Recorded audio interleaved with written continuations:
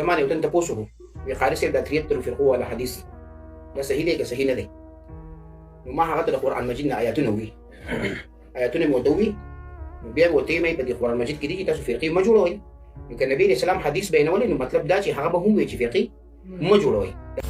د منکرینو حدیثو دا شبهه او دا دعوه چې دا حدیث د قرآن مخالف دی او وجه ولدا بیان کړی دا چې قرآن کریم کې الله رب العالمین د تفریقی جوړولو ډلې بازانو نه چې منع فرمایلی ده چې تاسو ډلې ډلې کېږئ مه. او په حدیث کې دا دی رسول الله صلی الله علیه وسلم فرمایي چې زما امت به 3 او یا ډلې شي. نو لهذا دا حدیث چې دی د قرآن په مخالفت کې دی او موږ یې نه منو، دې نه انکار کوو. نن چې په همدې معنی خبرې کوو چې آیا دا حدیث رښتیا هم د قرآن کریم په مخالفت کې دی او که دا د قرآن کریم په تایید کې دی. ټول نه مخکې دا خبره زده کول غواړي چې په یو کار باندې امر کول او د یو کار نه خبرداري ورکول، دا دواړه کارونه چې دی جدا جدا شیونه دي او د دې په منځ کې د ځمکې او اسمان فرق دی.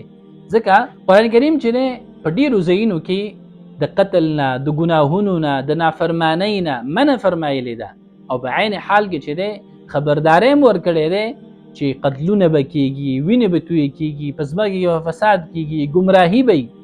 نو د دې دا معنا شوه چې قرآن کریم موږ ته په ګمراهۍ باندې، په قتلونو باندې، په کفر او شرک باندې امر کوي؟ بالکل نه.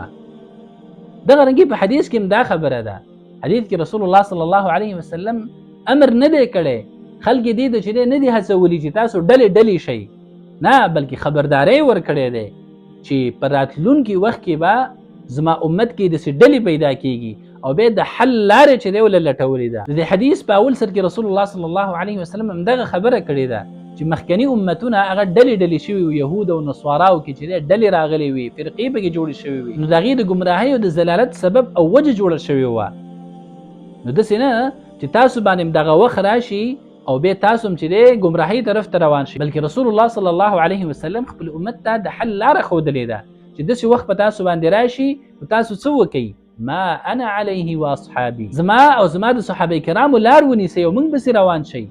دغه لار چې ده دا د هدایت لاره ده، دا د نجات لاره ده. نو په دې حدیث کې خبرداری ورکړل شوې د هغه عمل چې هغه به وروسته واقع کېږي، امر نه دی شوی چې تاسو دا کار وکئ. او اوس که چېرته موږ دغه پیشنګۍ ته وګورو د رسول الله صلی الله علیه وسلم څه د پاسه 1400 کاله مخکې ورکړې وه، نو هغه نه دی واقع شوی. په دې امت کې ډلې نشته دی. څومره ډلې دي؟